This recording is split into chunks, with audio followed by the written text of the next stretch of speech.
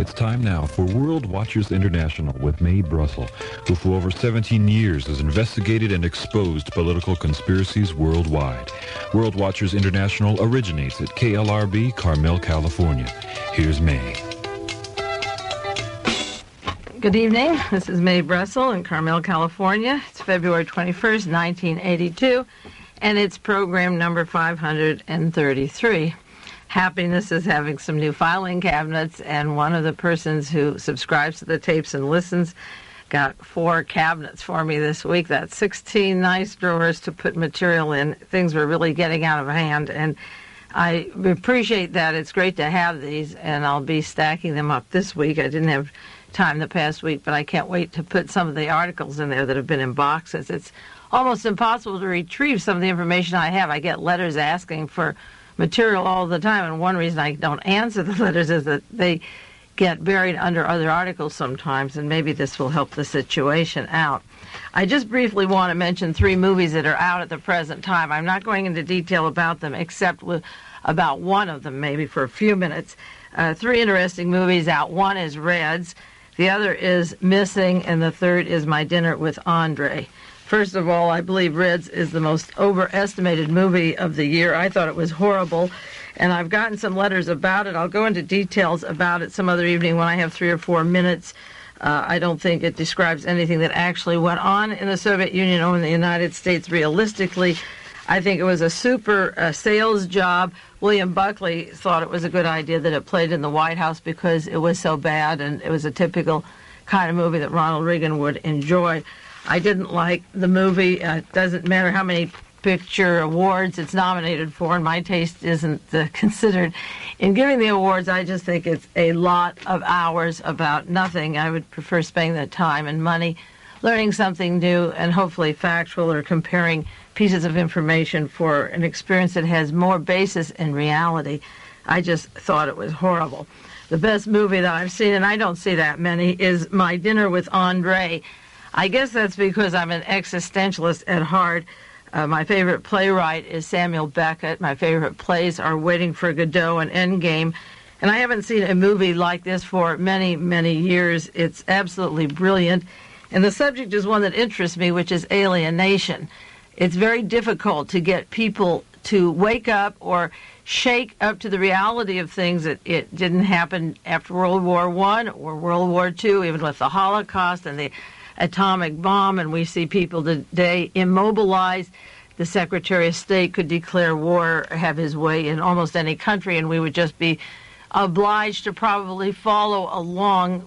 People feel a lot of things today, but they're unable to verbalize about it or to do anything about it. And 2 characters in the play who have dinner together, one of them is able through his life to make changes. He sees changes, he moves along, he makes decisions, he thinks about things, he discusses things, he is able to share some of his feelings and to share the growth process of thinking. And his old buddy who has dinner with him is just simply treading mill and standing. He's just standing still, and time just swallows up everything that he's done. He isn't going any place. His ideas haven't grown. And the thing they have in common is a long friendship from a long time ago. Neither learns from the other particularly, and that's about the way life is most of the time. I am sorry to say that even among a lot of people, a select group, say researchers who do work on the kind of things that I do, that listen to the broadcast, that collect books, that collect articles, when you talk to each of these people one-to-one, you can have a wonderful dialogue. You get 3 in a room, and they're totally bananas. Now, one of them will think of a subject to bring up, that all 3 never talk of one thing at one time. They're as far removed from what is current in the news that day as can be, and it's an interesting phenomenon. It would be depressing if I wasn't a philosophy major and an existentialist. I accept it as it is. Remember when I was in New York several years ago, there was a gathering of World Watcher friends that take the tapes and listen, and we had a wonderful day, the whole day talking. And I can't remember any other time where I was with a group of researchers where we were able to have a continuous conversation such as Andre has in this movie, and that each person understood what the other one was saying. But for the most part, people are very isolated, and they think their own thoughts, and even if they share the same thoughts, they can't move on them, and they're literally paralyzed. It's a tragic situation, but it's a fact that exists, and it's captured brilliantly in the movie My Dinner with Andre. And the other movie that I wanted to talk about, not far apart from Andre, is the movie Missing. That is a new picture out. It's a true story. It's a screenplay by Costa Gavras, and some of you may have seen some of the other movies he made, starting with Z, and he did State of Siege. There are many books on the problems in Chile, the overturning of Allende's government, the killing of this poor young American that was down there at the time, the victim, Charles Horman, who's the Horman, Horman, who's the subject of this movie, Missing.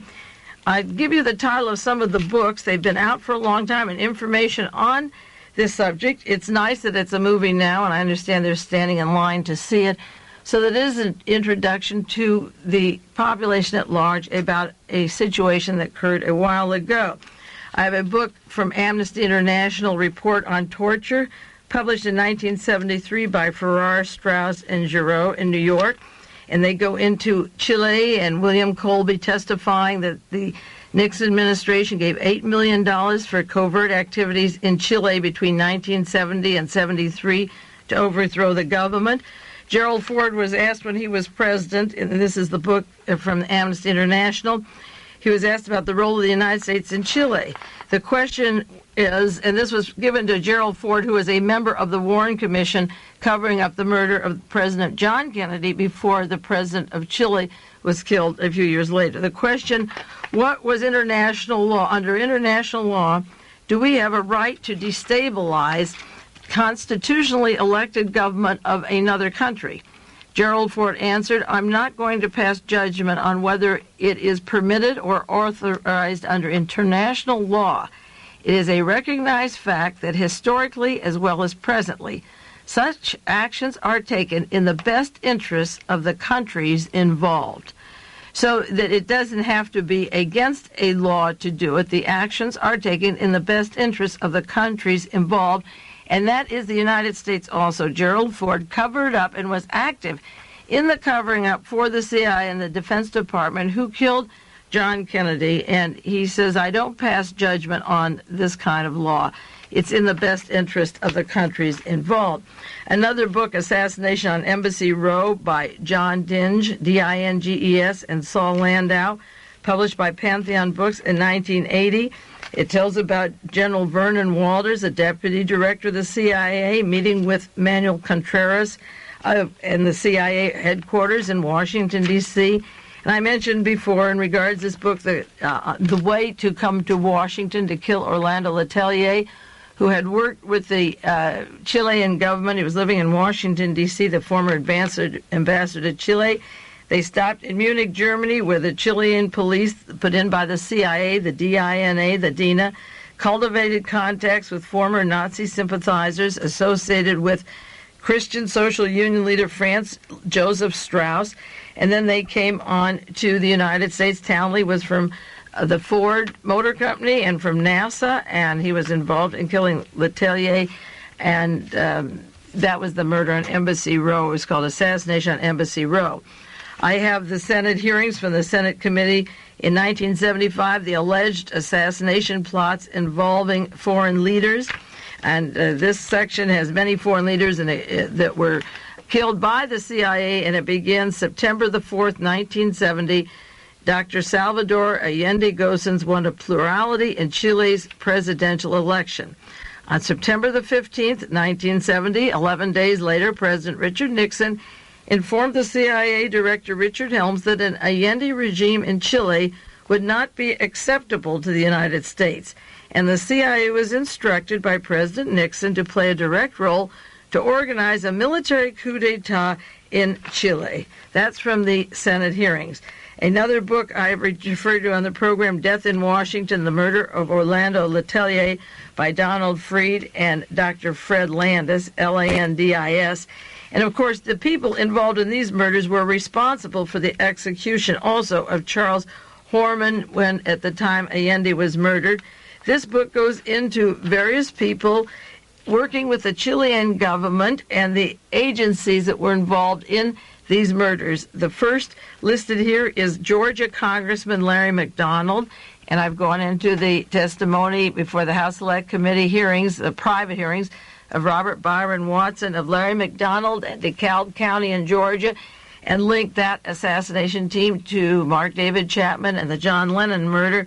Larry McDonald is mentioned here as one of the people working with the William Buckley Circle and the CIA in the Chilean overthrow and murders. The second group is called the Accuracy in Media, a right-wing propaganda group that sends out anti-communist literature.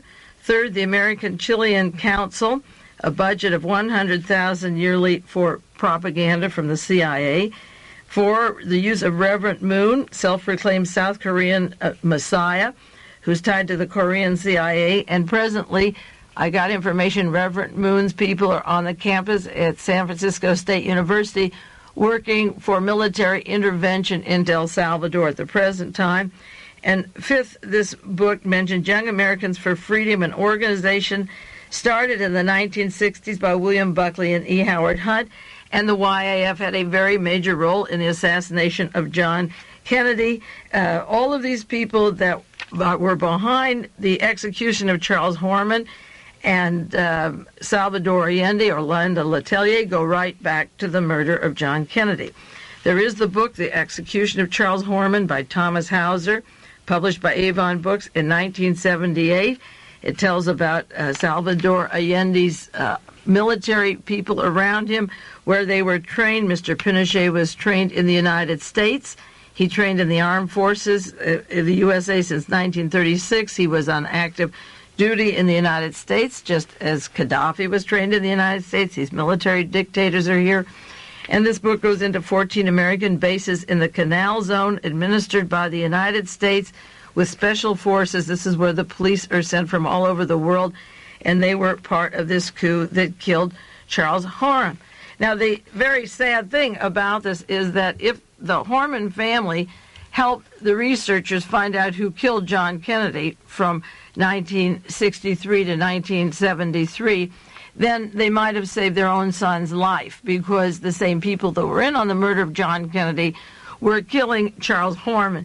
The advertisement for the movie in all the newspapers reads, Charles Horman thought that being an American would guarantee his safety.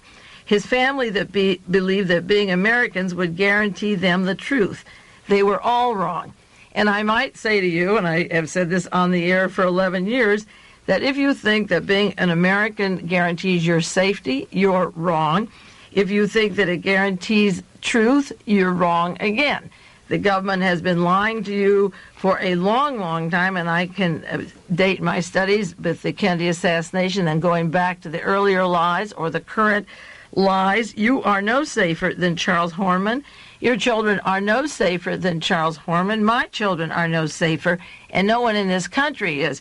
And the problem is that if you can't see these things, you can take a very good movie. It's an isolated case of one American boy. But there's going to be more. Believe me, there's going to be more. And if people can't study these things, if they are as alienated as Samuel Beckett says, or as in the movie My Dinner with Andre, if they remain alienated and can't get their rockers together, then there is nothing left but the consequences of this paralysis, which people have felt through the years and are unable to act appropriately to the dangers that are around them. There's another book, Hidden Terrors, by A.J. Languth, Pantheon Books, 1978. And it goes into Dan Mitrione, who was in Uruguay, the chief of police, and the links of Dan Mitrione to Brazil and to Chile and the United States training of Mitrione. He also was with Jim Jones in Brazil and worked for the CIA and was trained in torture, all kinds of torture in South America. And this book goes into particularly Uruguay and Dan Mitrione, but the problems in South America with the United States training torture. And there's another book, Covert Action in Chile, put out. This is by the Senate, a report 1963 to 1973, United States Senate, again in 1975, and it has a chronological date of March 25th, 1970.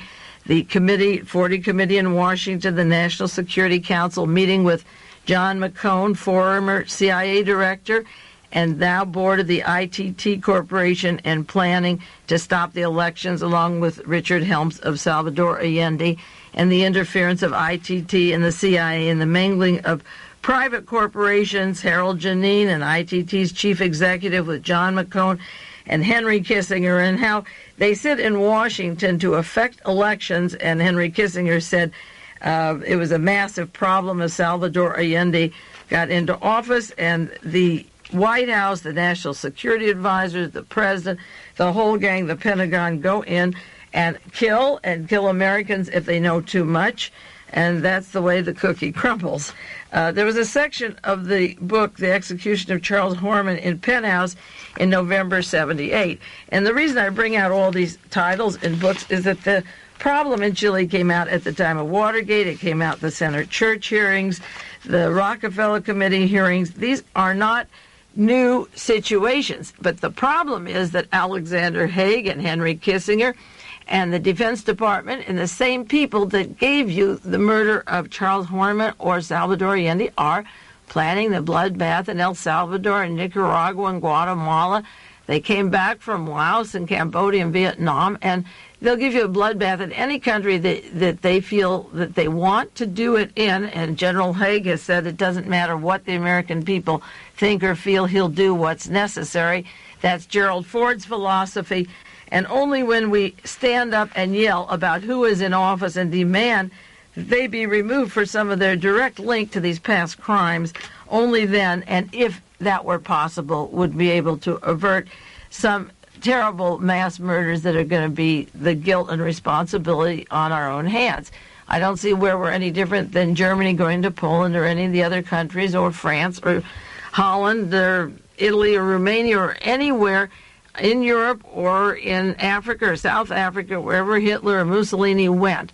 The people couldn't stop them, and we can't stop our government, and there aren't enough people to sit and have conversations on what to do. They can't even verbalize the problem, much less the action. They just sit with their mouth open and individually say on the telephone or socially, isn't it terrible? And beyond that, there isn't much that they can organize and think about.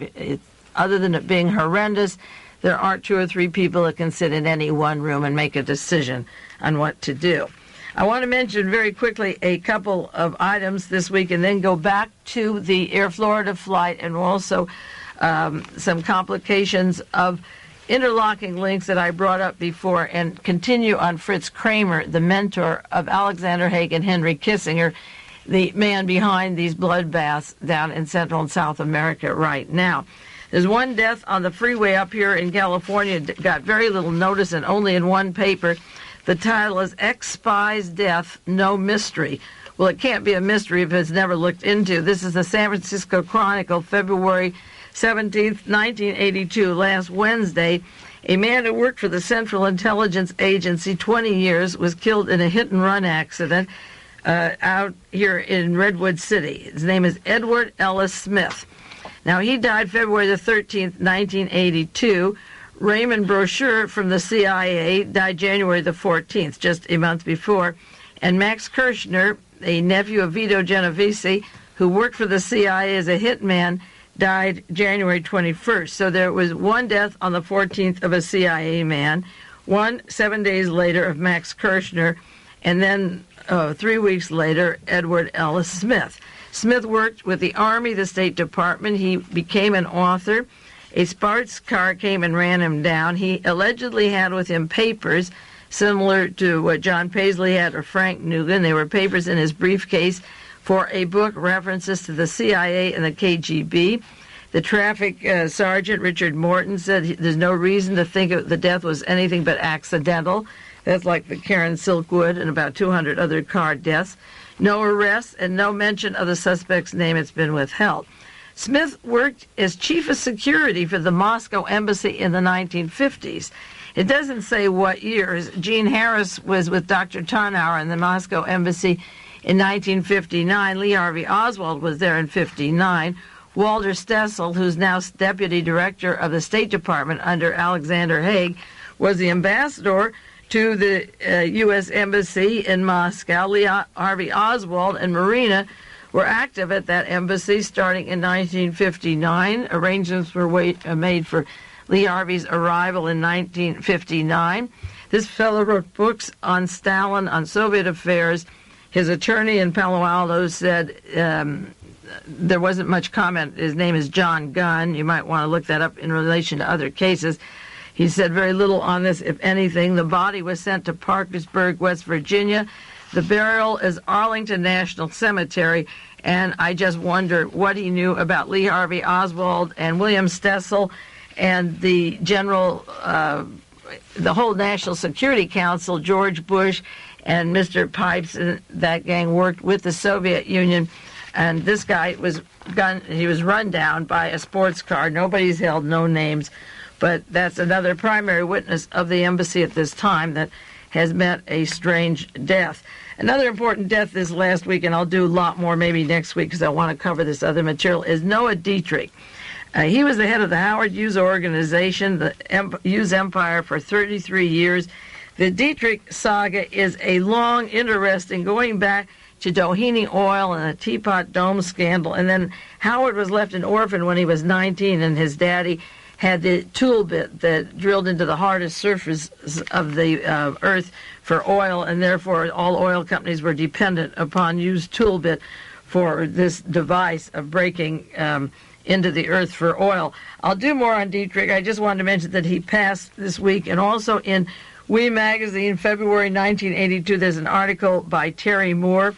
She refers to a book that she's writing, Howard Be Thy Name, and she mentions in here that she doesn't believe all the stories they told about Howard Hughes, and she says, questioning his death, Mae Brussell believes, and they will not disprove her, that he's been dead for quite a while, that it was not Howard who was in the grave. That's a man named Vance Cooper who doubled for Howard, who disappeared at the same time.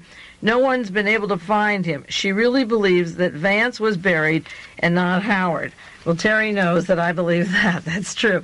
And they have never, the Summa Corporation has never challenged me, never sued me, and I have verification from people, a double for Howard Hughes, and people that worked with him, and Johnny Meyer, who worked for the Hughes Corporation, that was Vance Cooper, and is Vance Cooper in the grave. He was last seen a long time ago. He was the voice of Howard, and that was not Howard Hughes, buried in 1976.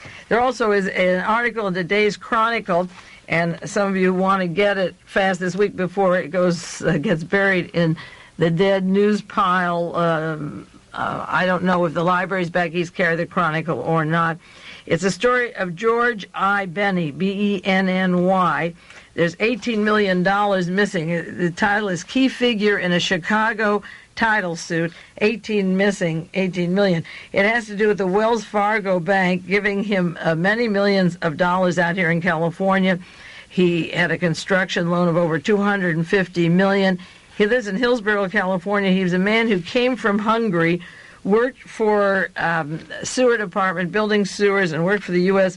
military. Then his brother came from Hungary, and all of a sudden he had many, many millions of dollars. At the present time, 18 million is gone, and I wonder if these sums of money are missing on the books to go back to stir up trouble in Hungary, such as the Solidarity has been doing in Poland.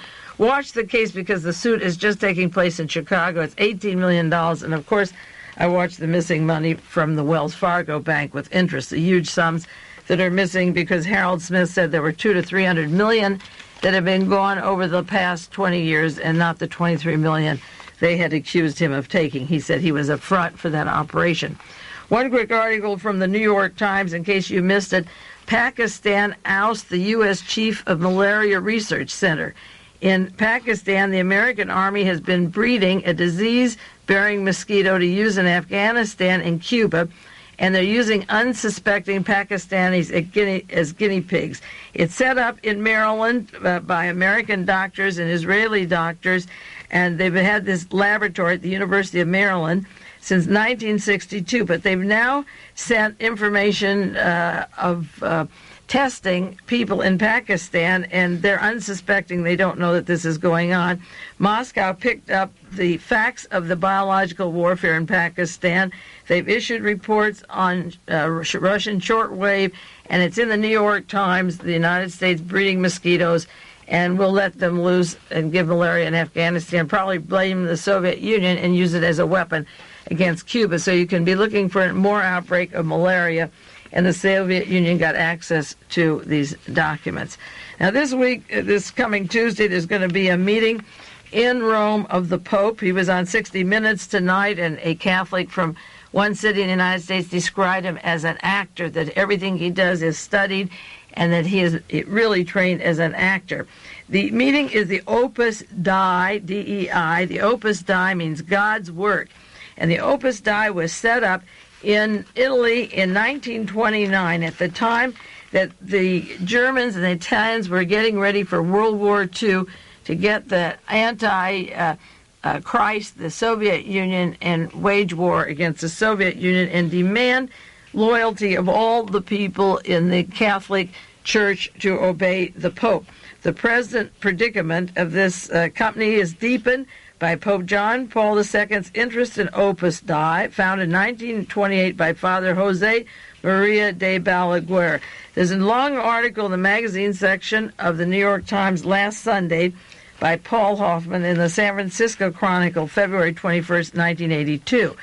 The article says John Paul II first came to know of Opus Dei during his many trips to Rome and to other parts of the world when he was still Archbishop of Krakow.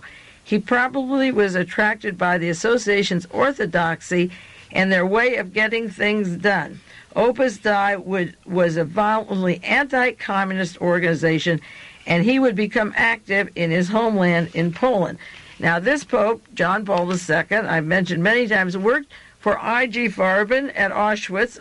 It was a subsidiary, the Solvay Chemical. At the time of the exterminations, he wasn't a priest at the time. He was an actor. He went to Pope Paul VI, who was writing passports as the Secretary of the Vatican for Nazis, and he was the protege in Rome at the time he learned of this organization. Now, he's going to have a showdown of the Jesuit priests. Some people feel the Jesuits are too far right, and one branch of the Jesuits is too far left. But the tone of the article is disturbed by liberal ferment. The Pope has summoned leaders of his vanguard to a historic conclave in Rome.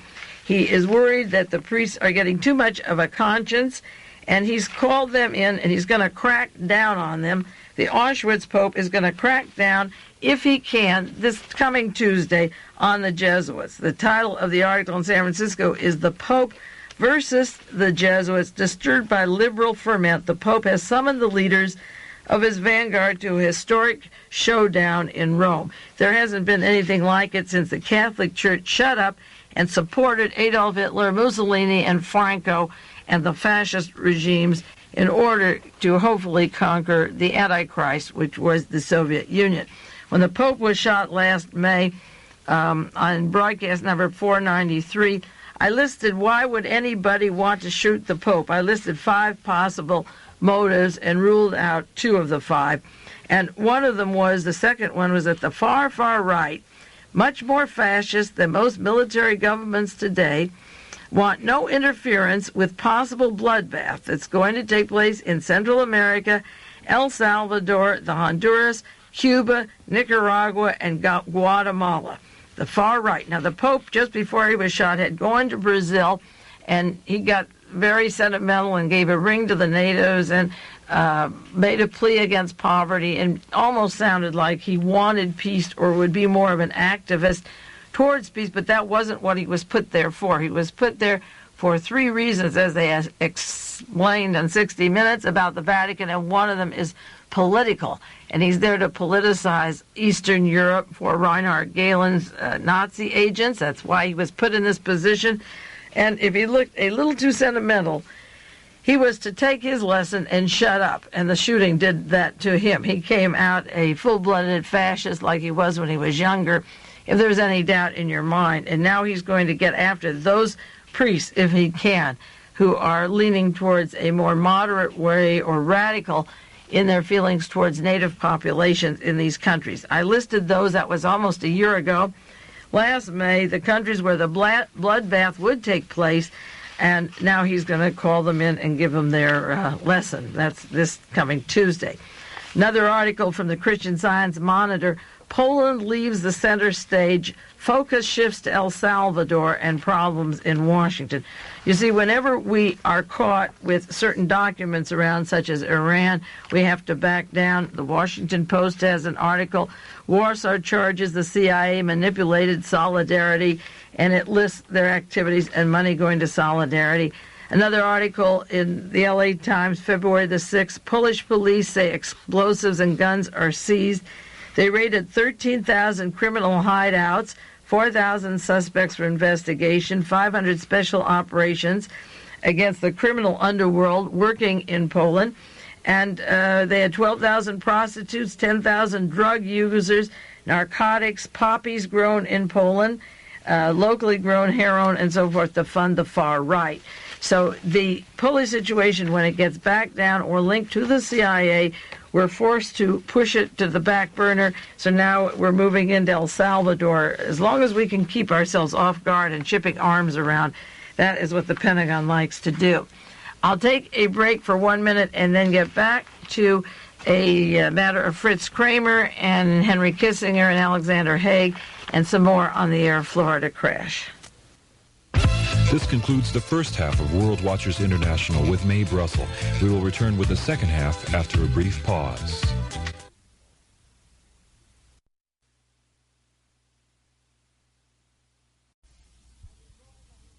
I'm going on the second half to quickly mention a few items of Air Florida that were in the news this week so we can follow them every week. Then jump to Fritz Kramer, the mentor of Alexander Haig and Henry Kissinger, and then, if I have time, go back to Air Florida or do it next week because I have so much material on both subjects and there's only 30 minutes left. One article in the New York Times this week, important article along the lines that I was leading to in the 4 parts that I did before. The title of the article is Air Florida Crash Cockpit Conversation Fails to Answer the Key Questions on the Takeoff. Remember, they said if we only have the recorder, we'll have all the questions answered. This article says that the cockpit conversation does not answer the questions. The tapes do not resolve the vital puzzle of why the 2 pilots couldn't keep aloft.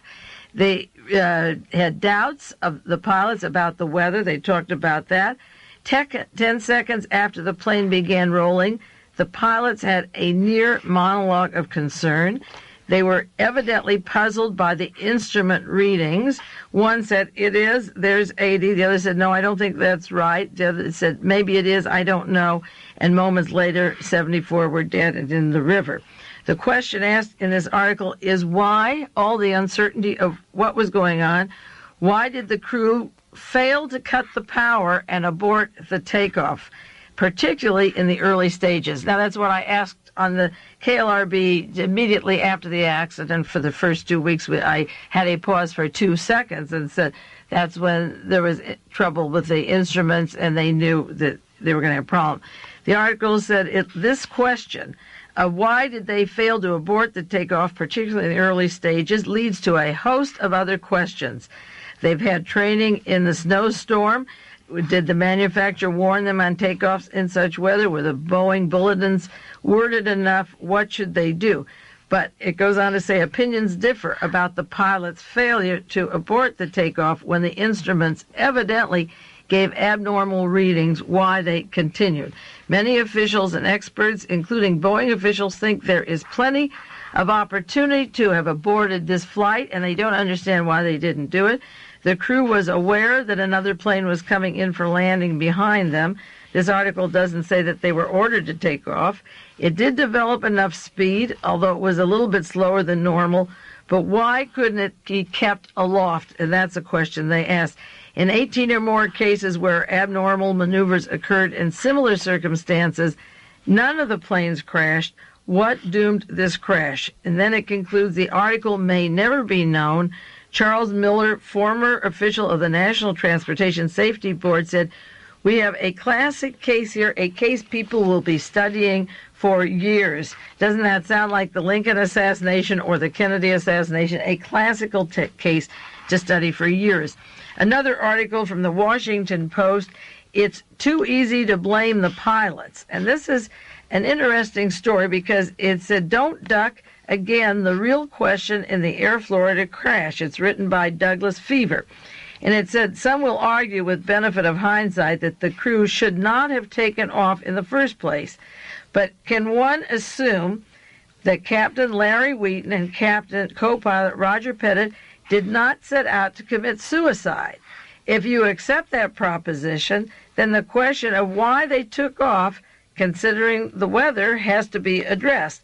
Now, again, that goes back to what I was saying about Candy Jones or the pilot Roger Pettit coming from the Air Force. If they were instructed to behave in this way, just as Candy was told to commit suicide, and they had to go off, that would be an explanation. They are trying to assume that they didn't want to commit suicide, but you have to keep in mind the fact, what if they were programmed to do just what happened?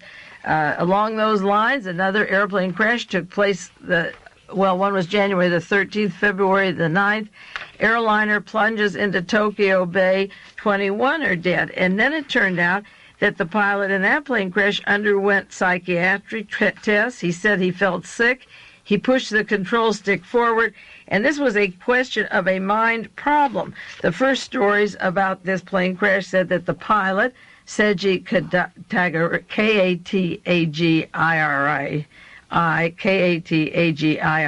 first report said he was dead. The next reports said he was alive, that he was suffering from lapses of memory. He couldn't speak. All he did was feel nausea, and he had been under the care of a psychiatrist up to that time. Now, that raises a question, such as the CIA testing drugs specifically for people to commit suicide or kamikaze flights to hide sabotage. Were these pilots being tested just as the Japanese pilot was sick and under psychiatric care? Were they being tested in some way for this particular operation? And finally, we'll put off, I think, till next week, the parts on Air Florida and the links to Western Airlines competition for holding on to Western. This Neil Burke that I mentioned, who came into the picture, wanted to keep control and money into Western Airlines to keep from Air Florida taking. And I mentioned last week the attorney for Kirk Kerkorian, Frank Rothman, and his links to Howard Hughes and Greg Boutzer Organization and Fred Benninger, who was appointed on the board of Western Airlines 2 days before Air Florida went down. I just might tell you, to whet your appetite, that this Fred Benninger, who was appointed by Neil Burke to be on the board of Western Airlines 2 days before, when they're competing with Air Florida to control Western Airlines, this Fred Benninger that I mentioned last week worked with the Flying Tigers for 21 years. The Flying Tigers and Air America were part and parcel of the same fabric, and this is a convoluted web, and I don't want to rush through it. I'll get back to it next week, to the role of the Flying Tigers, Fred Benninger, Kirk Kerkorian, and the assassination teams centering around Modalitz, Las Vegas, Robert Mayu, the Howard Hughes Organization, Permindex. There's a whole group in Hollywood that have direct links to the past assassinations, and they have a lot of power in Hollywood today, and I want to identify them, and they are not separate from the conflict with Air Florida and the competition with Air Florida at this time. But I think I don't want to rush through that, so I think I'll do that in detail next week with you, because I want to continue part 3 on the story of Fritz Kramer. I referred to an article sent to me from back east from the New York Times, March the 2nd, 1975, or the Washington Post, The Iron Mentor. Fritz Kramer, the godfather of Henry Kissinger and Alexander Haig. He is a very important person. He influenced these men and the positions they have and their policies, and he works in the State Department. He worked with the National Security Council and the State Department. And I want to go over some material that a woman sent me, a long listener, subscribes to the tapes, a fantastic researcher. I don't think she wants me to mention her name on the air. I'm really a genius at pulling out information, and she's the one who had sent me the original article on Fritz Kramer, the Iron Mentor, and quotations from various books. And I want to run down 8 questions with you, or 8 facts, and then ask you a question about Fritz Kramer and go into some of the documentation. It is a fact that during World War II, from 1943 to 1945, till the war was over in the spring of 45, that our OSS agents from the American government, headed by Allen Dulles and Wild Bill Donovan, were meeting with members of the Nazi Party, Hitler's stormtroopers, the SS, and making arrangements for when the war was over to get back together again. It is true that the Vatican was writing passports for the top Nazis to go through Southeast Asia and through the Middle East into South America, and that the representatives from the Vatican worked with I.G. Farben, and again, this current Pope worked for Farben at Auschwitz and went to Rome and was part of the operation of spreading these Nazis around. It is a fact that the Battle of the Bulge was stalled at the end of the war in December 1944 for the purpose of Germans taking all their money and art and gold out of Germany and out of the banks before the Allies got there. And that operation was called Operation Bernhardt, the counterfeiting of money and pouring it into Swiss banks. A lot of them kept in the bank of Evita Peron. And the year she died, it was unleashed for Otto Skorzeny and Hallmar Schacht and the top Nazis to run with it. It is a fact that the Nazi intelligence from the East, Reinhard Gehlen, was taken to the United States, to the Pentagon, to head and form our Central Intelligence Agency, so that by 1947 it was all set for going from 45 to 47 and the National Security Council. It is a fact that Dr. Rudolf August Winiger from Germany was brought in by Earl Warren and the Warren Commission to write the Warren Report for the Pentagon to conceal the Nazis and the military behind the murder of John Kennedy. It is a fact that Otto Skorzeny, a top Nazi, was allowed to leave a prison in Europe and begin organizing in South America, Spain, Middle East, Ireland, headquarters for the Nazis after World War II. It is a fact that Hallmar Schacht, the head of the Nazi Reichsbank, worked with John J. McCloy, who was a member of the Warren Commission when John Kennedy was killed, who was head of Chase Manhattan Bank, with the Rockefellers, and worked with Allen Dulles. Schacht and Skorzeny were working together as soon as they were released, and were working with Aristotle Onassis and Nazis over the world. Now, getting back to Fritz Kramer, I have references here from about 5 books about the Battle of the Bulge that this particular friend sent to me. She sent me, photocopied the pages of the books, and then I procured the books. And the Battle of the Bulge was going on in 1944, December of 44. And I have 2 books. There are many books on this subject, but I have 2 very important books. One is called Betrayal at Arnhem by A. Lorenz. This came out in 1969 and is published by Charter of New York. And this book goes into the fact that the American Army was betrayed at the Battle of the Bulge, and they were betrayed by a top Nazi who did infamous treachery where many people were murdered. 7,000 of the 10,000-man invasion were killed or taken prisoner. And it is the belief of the author of this book, Betrayal at Arnhem, that the person who betrayed them was Prince Bernhard. He went on to marry Queen Juliana. He was a representative of I.G. Farben, a Nazi, and he betrayed. They thought he was working with the alternative army, trying to overthrow the Nazis, and he was betraying the American army to stall that battle. And this book is called Betrayal at Arnhem. There's another book, The Battle of the Bulge, Dark December, by Robert Merriam, published in 1947 by Ballantine Books, on the betrayal at the Battle of the Bulge.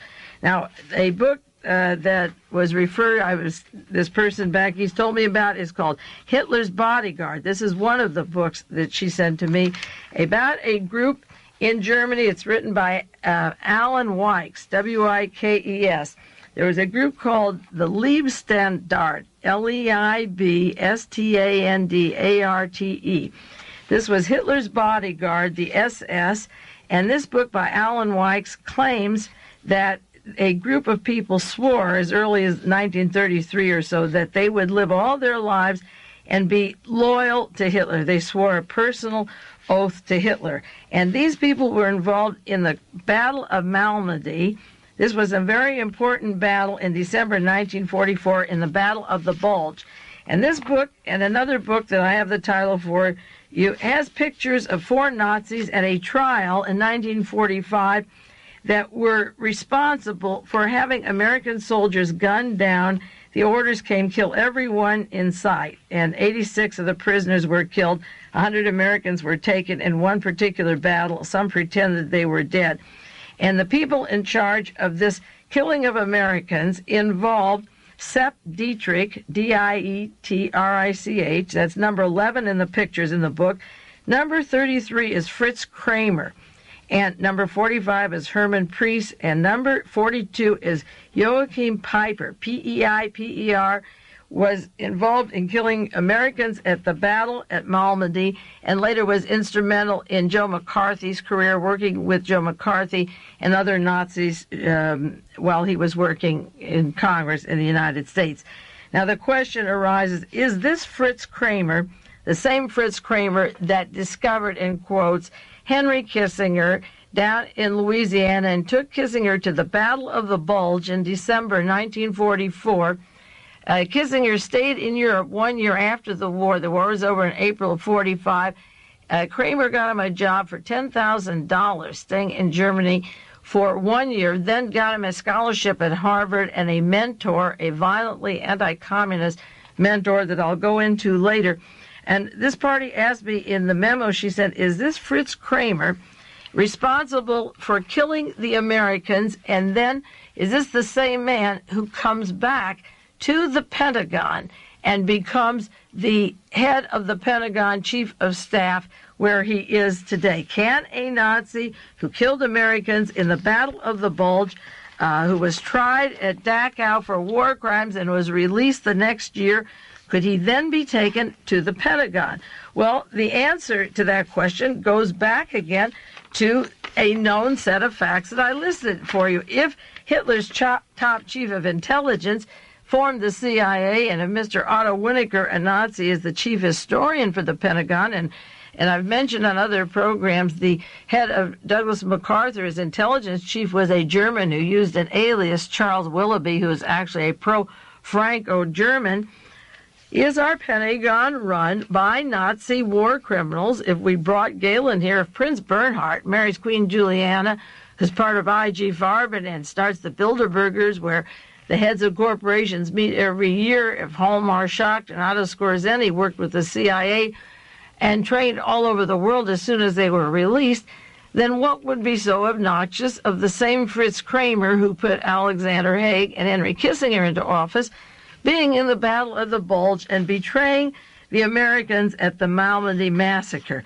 Are 100 Americans or 86 Americans any different than Charles Horman? Think about it. I doubt it. And this is what Gerald Ford said.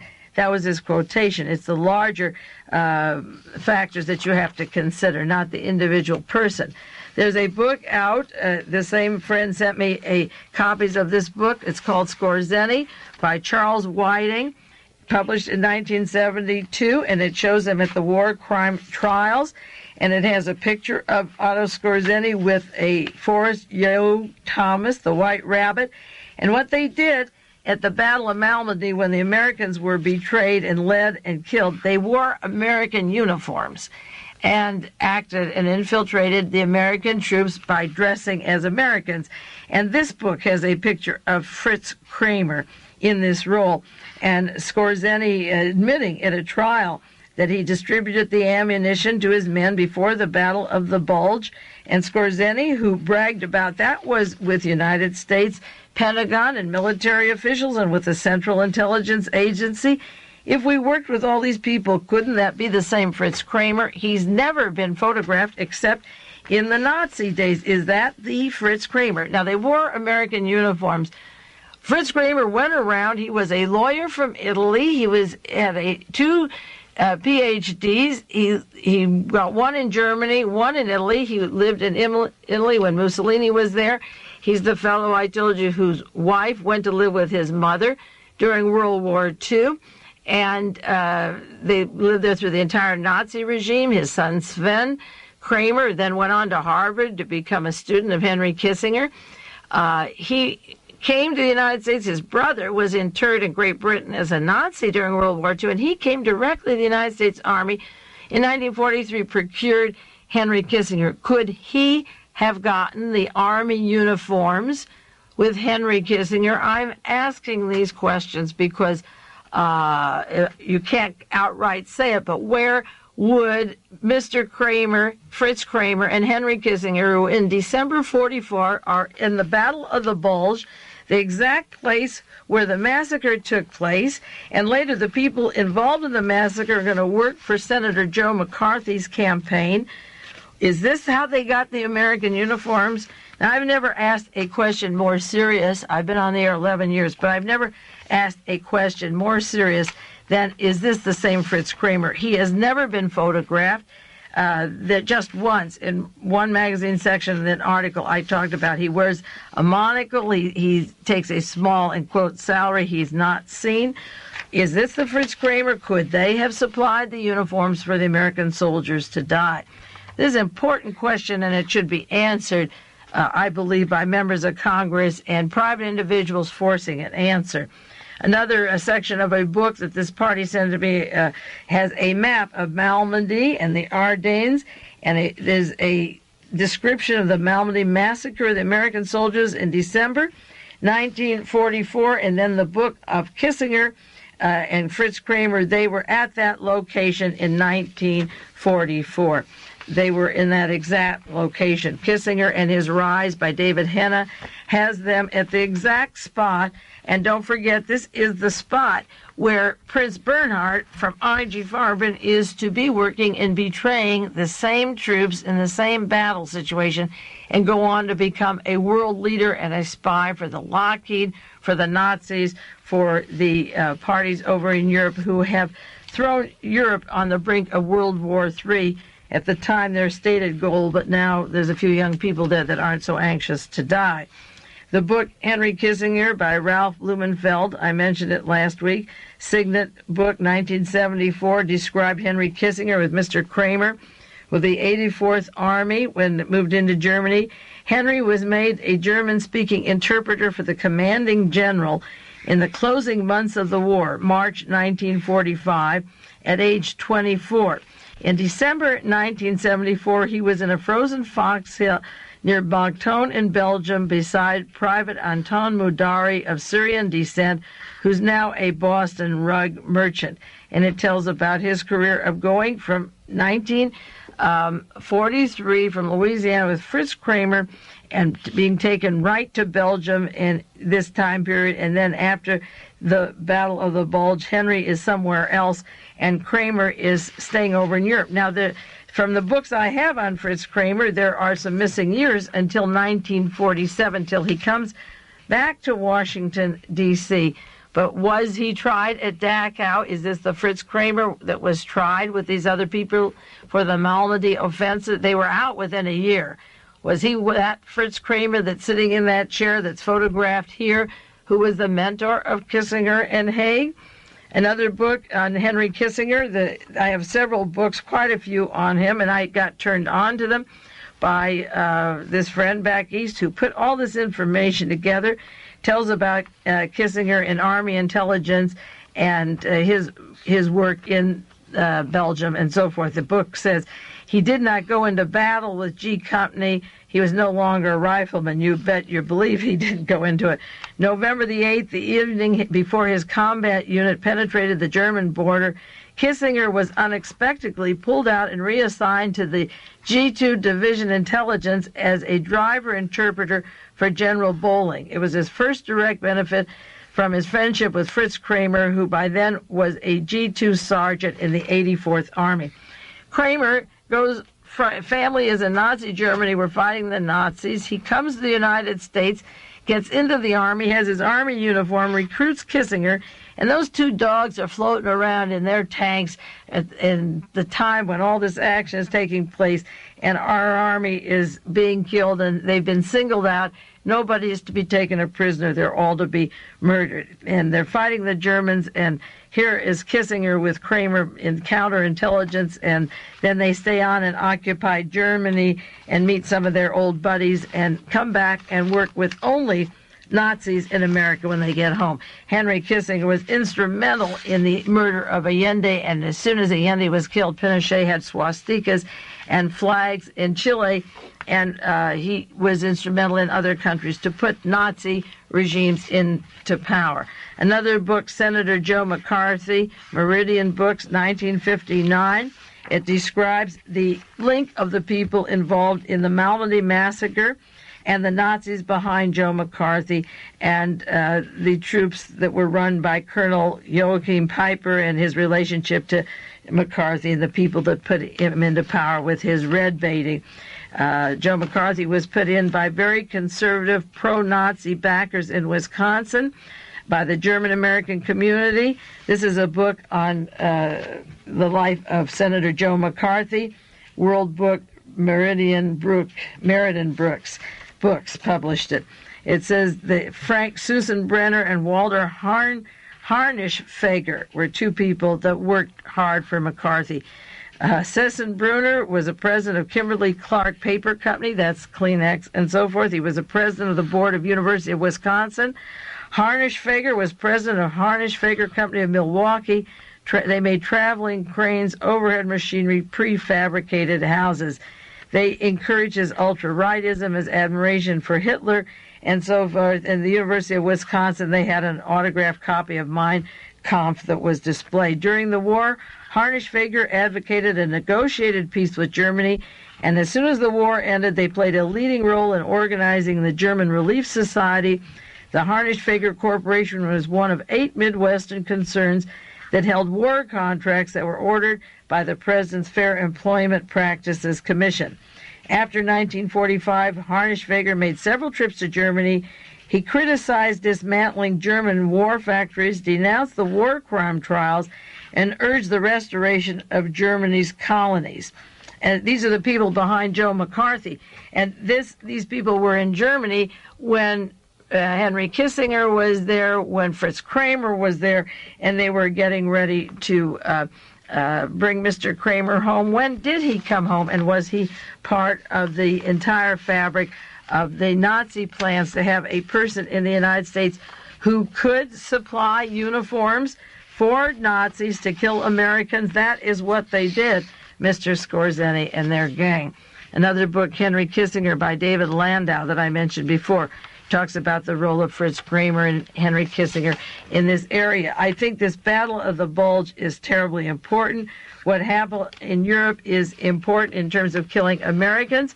The role of Prince Bernhard as a betrayer, if this book is true, if the information is true, how they betrayed the American troops and decimated them to stall the war and to get rid of as many Americans as they could at that scene and to give themselves a prominence. Out of that Battle of the Bulge comes Prince Bernhard, who at that time wasn't married to Queen Juliana. He was, as I say, with Nazi I.G. Farben. He played two sides of the coin as a counterintelligence agent.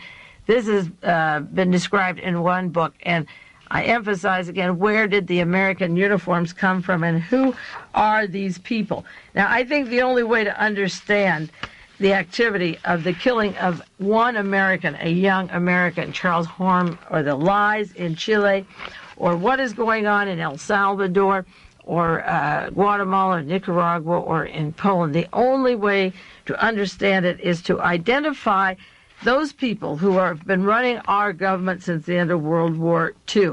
They have betrayed the Constitution. They have turned us over to the German and Japanese and South Americans as this country gets bankrupt. You can detail maybe 40 reasons for the selling of America, wasting our money in Vietnam and South Korea, spreading our troops all over the world. We have reduced our chances of gaining full employment in this country, full education, full housing, recreation. None of the things that we should be having are we having because they have instilled with us the necessity for constantly making war and making weapons. And every one of these people pushing it have these German names. They have links to World War II. They have links to Adolf Hitler and Himmler and Otto Skorzeny, Hallmarschak, and the list goes on and on. The answer to tomorrow's problems is back then in the past. And if you can't face the past, be ready to live with the future. There are answers to the problems today. They're not simple, but they're there. And the right question should be asked of our public servants in Washington now to make them see what is going on. The problem, again, goes back to dinner with Andre. It's that some of us can't move, some are paralyzed and treading water, and those who ask the questions have trouble relating it to other people around. They can't find the people to share it with. Break that, and you have your way home to a free and safe world. That is the problem, and I don't know if it can be answered. In the meantime, you keep doing your homework, and we'll do some more interesting stories that are breaking in the news. This is Mae Brussell in Carmel, California. This has been World Watchers International with noted conspiracy investigator Mae Brussell. This program originates from Carmel, California.